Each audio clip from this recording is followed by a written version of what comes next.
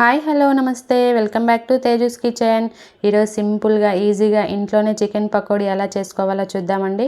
బండి మీద దొరికే చికెన్ పకోడీ ఎంత టేస్టీగా ఉంటుందో అంతే టేస్టీగా చేసుకోవచ్చండి. ఈజీగా సింపుల్గా క్రిస్పీగా నూనె పీల్చుకోకుండా చాలా టేస్టీగా ఉంటుంది చికెన్ పకోడీ. తినే కొద్దీ తినాలనిపిస్తుందండి, అంత బాగుంటుంది ఇంట్లో చేసుకున్నా కూడాను. దీనికోసం నేను ముందుగా 300 గ్రాముల చికెన్ తీసుకొని వాష్ చేసుకొని పెట్టుకోవాలి. ఇందులోకి 1 టేబుల్ స్పూన్ సాల్ట్ వేసుకోవాలి అండ్ అలాగే 1/2 టేబుల్ స్పూన్ పసుపు అండ్ అలాగే 2 టేబుల్ స్పూన్ల ఎర్రకారం వేసుకోవాలి.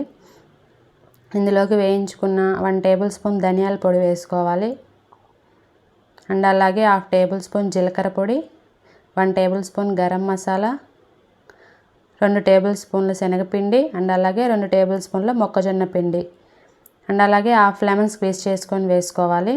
ఈ స్టేజ్లో 1 టేబుల్ స్పూన్ అల్లం వెల్లుల్లి పేస్ట్ వేసుకోండి, ఆ క్లిప్ మిస్ అయింది. అండ్ అలాగే కొంచెం కొత్తిమీర వేసుకొని బాగా కలిసేలాగా కలుపుకోవాలండి, మసాలాస్ అంతా ముక్కకు పట్టేలాగా. వాటర్ దాంట్లో సరిపోతే పర్వాలేదు, సరిపోకపోతే కొంచెం వాటర్ యాడ్ చేసుకొని ముక్కలకు పట్టేలాగా మిక్స్ చేసుకోవాలి.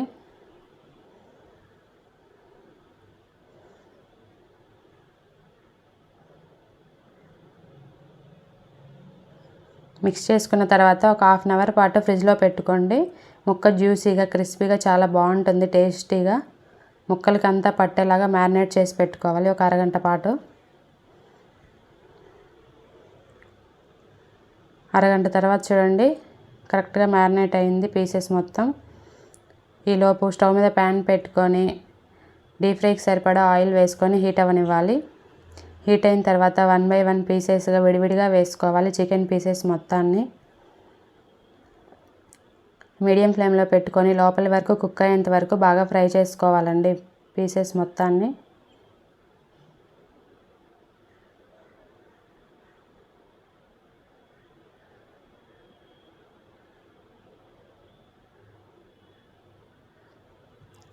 మధ్య మధ్యలో కలుపుకుంటూ ఫ్రై చేసుకోవాలి లోపల వరకు కుక్ అయ్యేంత వరకు.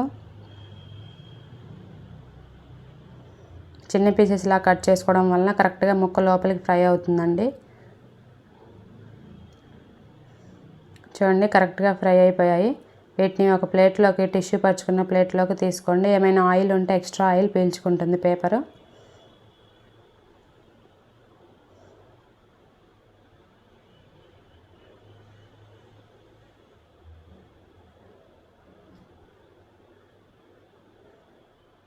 నూనె కూడా ఎక్కువ పట్టదండి, ఈజీగా చేసుకోవచ్చు కొంచెం నూనెతోనే.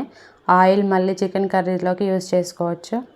అంతే అండి, చాలా సింపుల్. వేడివేడిగా చికెన్ పకోడీ రెడీ.